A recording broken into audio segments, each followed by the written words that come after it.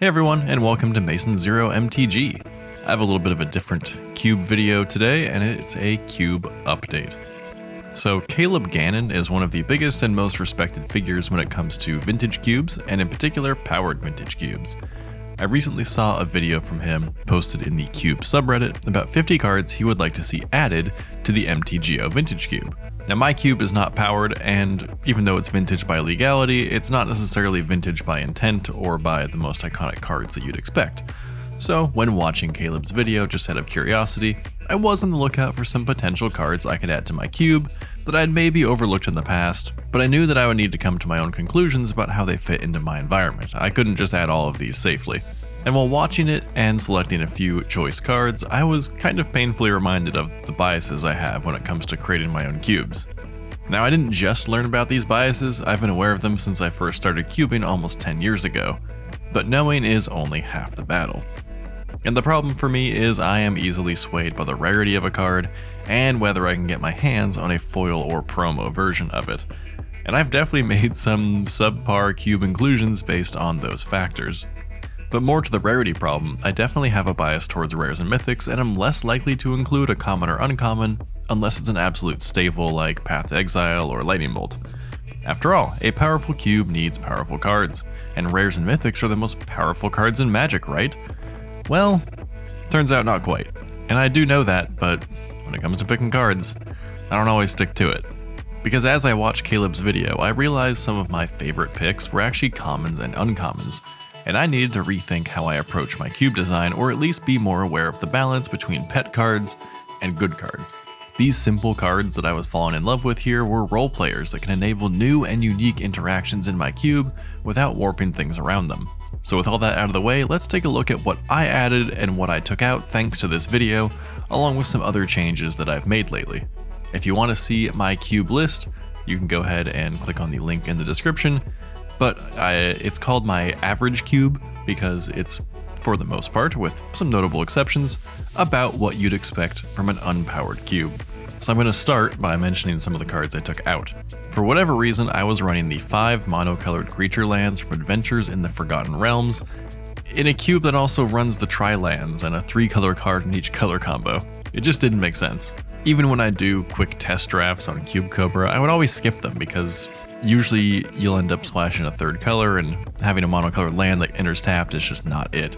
So even though in theory, I think these cards are cool, I knew it was time to replace them with a new card. The first card that caught my eye was Spell Stutter Sprite. I hadn't really thought much about it before, but Caleb framed this as a 2-mana counterspell that was also a flying attacker. And especially now more than ever, even in non-powered cubes, there are plenty of 1-mana threats. In Vintage Cube, there are a lot of relevant 0-mana spells to counter, of course, so this card is great, but I'm lacking all of those. But what made me realize the Sprite could be a decent pick for my cube still is that I actually do have several other fairies in the cube, so it's not totally unreasonable that you could use this to counter a 2 or even 3-mana spell. I want to do some testing with this card and make sure that it actually is relevant, but if I like it, I might even put in Bitter Blossom to make fairies more of a thing. Another one that excited me was Punishing Fire. I kind of forgot about this card, but I think I actually used to have it in a very old iteration of my cube. It was actually kind of a bit of a pet card. It's essentially a 2-mana shock, but when your opponent gains life, you can pay a red mana to return it to your hand. The combo is supposed to be with Grove of the Burn Willows, so that you get it basically every turn, but I think it's reasonable to play in any cube that has some life gain. Personally, I did just recently remove Firebolt, which will be in this video, so I think having a shock variant like this card is probably good, but I don't think that it's going to make Burn too strong by any means. So depending on how this performs, I might make an effort to include a bit more life gain or even include Grove of the Burn Willows itself. I don't run elves at all, but Quirion Ranger did catch my attention. You can bounce a forest you control to untap a creature once per turn. What I like about this ability is just how versatile it is. It can help enable landfall, it can ramp you by untapping a mana dork, it can untap an attacker so it can block next turn, it can undo a tap effect, and it can give you a card to discard if you draw a discard outlet when you're empty-handed. It just supports a lot of different things in a way that I like. And I was aware of this card, I actually run it in my Yisan Commander deck where it's obviously quite good, but I hadn't really considered it for Cube. For the white and black cards, I actually didn't pick from Caleb's list, but I added some good cards in the form of Loran of the Third Path and Marionette Apprentice, neither of which I think needs much explanation. Those are both pretty solid cards. Now for other replacements, here are a few. Along with Spellstutter Sprite, Caleb also mentioned Force Spike, which is a card I like a lot as well, and I've been looking for more excuses to play it. Though, as someone who likes to tap out every turn, I feel like I might personally end up on the receiving end more times than I want. I ended up taking out Disdainful Stroke because as much as I love it, and of course have a foil promo of it, I don't love that it's dead a lot, especially as the curve of powerful and relevant cards goes ever downwards. There were also a few cards I added from looking at Caleb's list, or based on interactions he mentioned in this video, but they're not specifically from this top 50 list. But I will cover these now. I realized that Makeshift Munitions would be a great inclusion for my red-black archetype, which is bordering on sacrifice, but I should probably just kind of go all in. So I included it, and I actually took out Inferno Titan as I felt like it wasn't all that interesting these days, and I have a couple similar feeling creatures already. And I think adding this along with Marionette Apprentice starts to solidify red-black as a sacrifice theme. I actually didn't realize that Crop Rotation or Harrow were missing from my list, especially since I've added more and more synergy for lands in the graveyard or being played from the graveyard. This theme has kind of only recently come together, so I guess I probably just missed sort of building it out. But now, we're really getting started, because I added Crop Rotation and took out Shamanic Revelation, which was an easy swap since Revelation feels more and more like a commander card or a win war card. I've seen Occult Epiphany mentioned quite a bit in cube forums lately, and I agree that it is a good card, and I'd kind of discounted it before. Plus, I already have cards that make spirit tokens, so there's no need to add any new tokens to the cube to play this card. But yeah, it filters your hand, you get to play a little mini game of decision making when you discard things, you get creatures, and it scales as big as you like.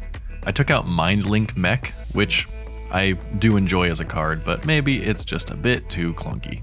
There were actually some cards in Caleb's list that I already run in my cube, and I was happy to see them here. A little bit of validation is always nice. I think Glorybringer is a fantastic card, and it's been in my cube ever since it released. Goblin Welder is always fun in a cube that has any sort of artifact synergy. Mine isn't as strong as a vintage cube, but it's there a little bit. Chandra Acolyte of Flame is great for its flashback ability, as Caleb points out in his video, but I also think it's good for a red-black sacrifice deck, since it can make 2 tokens a turn that will sacrifice at the end of turn. Bright Glass Gearhulk was a recent inclusion, and while I do think it shines in an environment with broken 0-mana artifacts, I am more than happy to include it to tutor up useful 1-drops.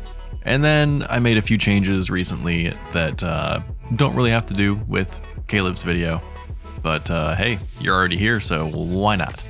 I've had a copy of the Aesir Escape Valhalla on my desk for weeks, after enjoying how it played when I ran my 2-headed giant cube a little while back. After adding Punishing Fire, I decided that this saga's life gain ability was enough to justify its addition. Although I did take out Pulse of Marasa, which I think is a really good card and also involves life gain, and even though it's probably better than the saga, I do think the saga is more interesting. Plus, I do like that it's repeatable and adds power to the board. I think it's just a little more versatile, even if it's not necessarily as efficient, and of course it is much riskier since the enchantment can be removed before it returns the card to your hand.